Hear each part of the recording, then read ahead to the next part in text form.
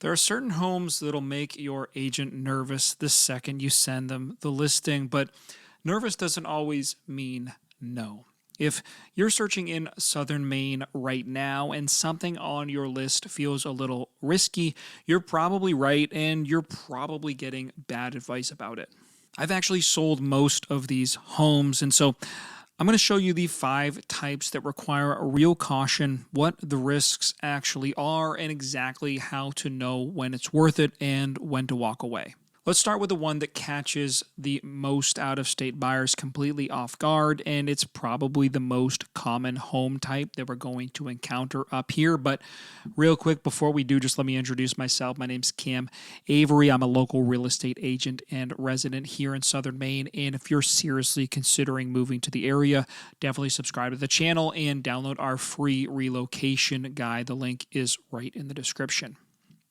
Southern Maine is full of beautiful old colonials, capes, and farmhouses, 100, 150, even 200 years old.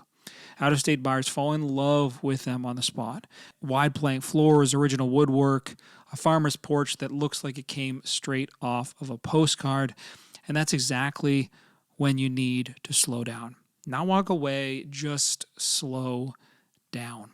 I've sold old homes. I've lived in old homes. I've worked in old homes. My clients own and love them, but the ones who are happy are the ones who went in with their eyes wide open. These homes can carry old pipes that were never fully replaced, knob and tube wiring that's been patched over decades, asbestos insulation still wrapped around basement pipes, and what you can't see is what gets you, and what gets you is usually pretty expensive. And so get a thorough inspection from someone who specializes in older New England construction. Budget for what they find, go in with a realistic potential renovation number, and an old Maine home can be one of the best purchases that you ever make in your life. And so that's the old home situation. Now let's talk about the one that can blindside buyers financially, and it almost always happens after someone has already fallen in love with the view. Southern Maine has coastline, tidal rivers, marshland, and real storm exposure. Buyers coming from inland states are often completely unprepared for what flood zone designation actually means, for their insurance costs, and their long-term risk. I've helped buyers purchase homes in flood zones. Some of them are thrilled with those homes, but the ones who are happy are the ones who knew exactly what they were walking into. FEMA has been actively remapping flood zones across the Seacoast, and homes that weren't in a flood zone a few years ago are in one now, and insurance costs can run 2 to 3 times what buyers are expecting. Now, that's not necessarily a deal breaker if you know it going in, but it absolutely is a deal breaker if it blindsides you as you get to closing. And so before you tour any home near the water or low-lying areas in southern Maine, ask your agent to pull the flood zone designation from the MLS. Know the insurance number before you fall in love with the house, and make sure you budget accordingly. If the math still works, it can be exactly the right move, but the math has to come first in this situation. Flood zones are about what you can see on a map. This next one is about what you can't see at all, and that's exactly what makes it dangerous. This one surprises almost every out-of-state buyer. A huge percentage of older homes in southern Maine were heated and still are heated with oil, and some of them actually have underground storage tanks still buried in the yard. Some were decommissioned, some weren't. Some owners don't even know that they're there. I've closed on deals with homes with decommissioned tanks, but only after the seller removed the tank and retested the soil. You know, that's kind of the line for me. A decommissioned tank means that the oil was pumped out and the tank was filled with sand. That's not the same as clean. If the tank ever leaked, the contamination is in the soil, and remediation for oil can run really, really expensive. The paperwork can show clean soil tests, and there can still be a problem that nobody found. If a home has a decommissioned underground oil tank, I would recommend requiring the seller to physically remove it and retest the soil before you close. If they agree and the soil comes back clean, no need to worry. If they won't do it, well, then that could be your answer to simply move on to the next or take on the risk. Underground tanks are a subsurface problem, and this next one is hiding in plain sight, and really very few people think about it before they start touring homes. This one almost never comes up in generic real estate advice, but it's one of the most common situations in southern Maine. A significant number of homes along the coast and in the beach communities were originally built as summer cottages. They were never designed for year-round living. And I've sold and even worked on converting seasonal homes, and some of my clients are perfectly happy in them, but the happy ones did their homework first.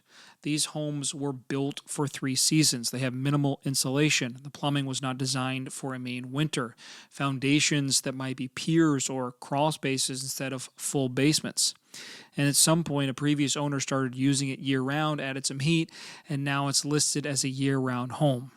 That's fine as long as the upgrades were done right and permitted properly.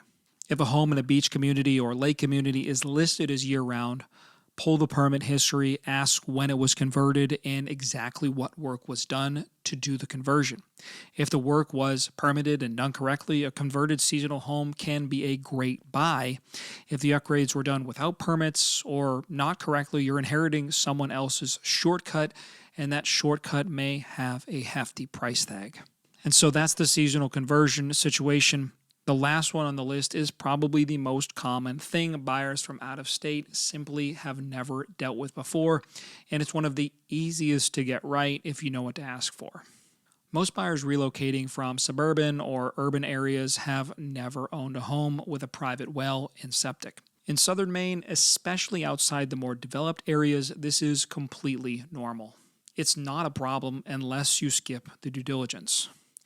I have sold plenty of homes with wells and septics. I live on a home with a well and septic, and my clients live in them just fine. But the ones who had smooth experiences are the ones who did it right.